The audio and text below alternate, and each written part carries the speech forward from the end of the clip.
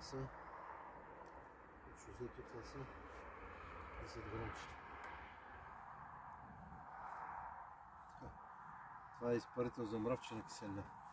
Обаче я му слагам тимол вътре 10 грама.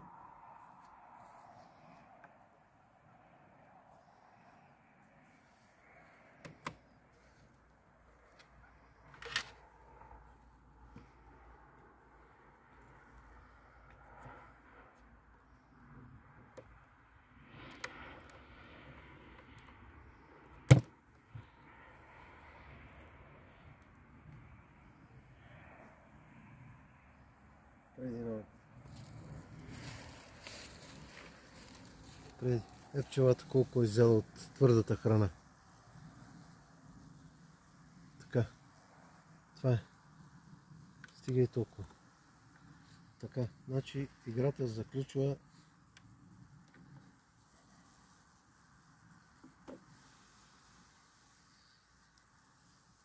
така. Това е изпарителя за мравчина киселина.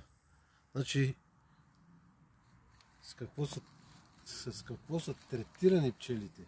Значи три пъти им съм служил 3 пъти през 4 дена с оксалова киселина.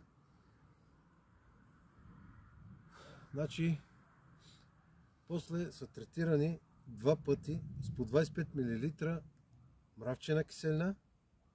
И сега приключвам с тимола, който седи цяла зима. На самите пчели по 10 грама тимол.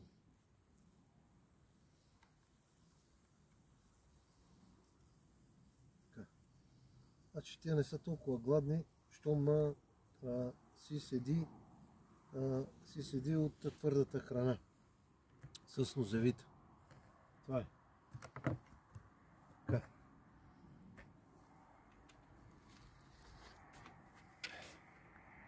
И тая е последната процедура. Има още една, която е да се зазими дъното. Само да покажа на този моят човек какво се случва с дъното. Преди да раздам тимола на пчелите. Така, 10 грама на всеки един кошер. Така.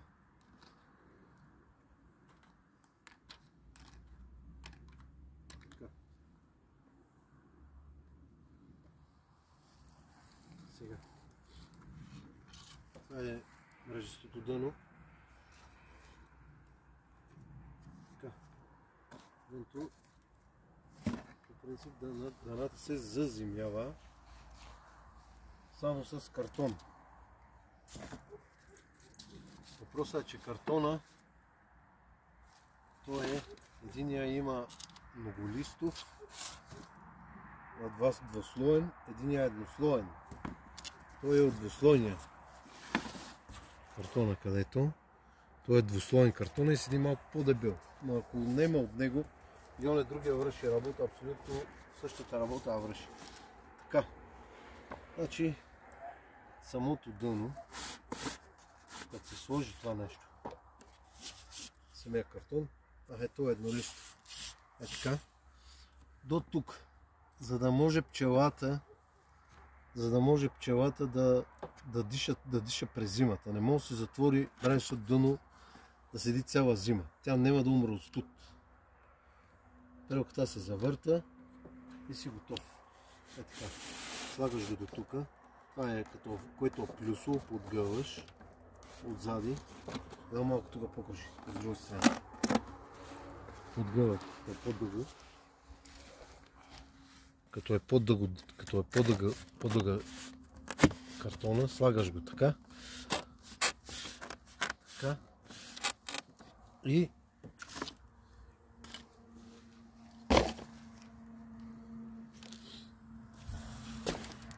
слагаш му тук това.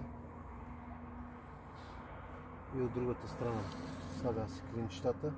Ако клинчетата клапа, значи отидате по гората, отсичате по една клечка някаква това, да подпрете още един път отдолу и така зимова кошерите трябва да са отворени около 4 до 5 см отпреди. Това е. Де факто имам още една процедура, от още няма замръзлаци. Има смисъл да се слага тия картони, но на сулата вапа има снег. Това означава, че може би средата на този месец или края на този месец, вече в зависимост от температурата какви са, слага се само картончето и така пчелата зимува, поне при мене. При някои други хора може да зимува по друг начин. Значи, тя където се разправя с найлона джинчетата, с найлоните, значи какво се случва? Значи, ако като няма под капаша дъска, са сложили найлона директно отгоре, значи вътре се образува влага. И като се образува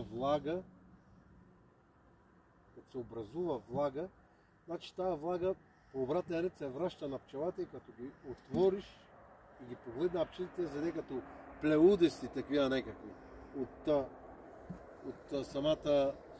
самата влага на тия найлончета, къде им тура тия тесните специалисти. А за тимола какво се случва? Ако, примерно, ето е това тук заклеено, ако им мериса тимолов много, тия дупчици къде им са? Тия дупчици къде им са е тук ека.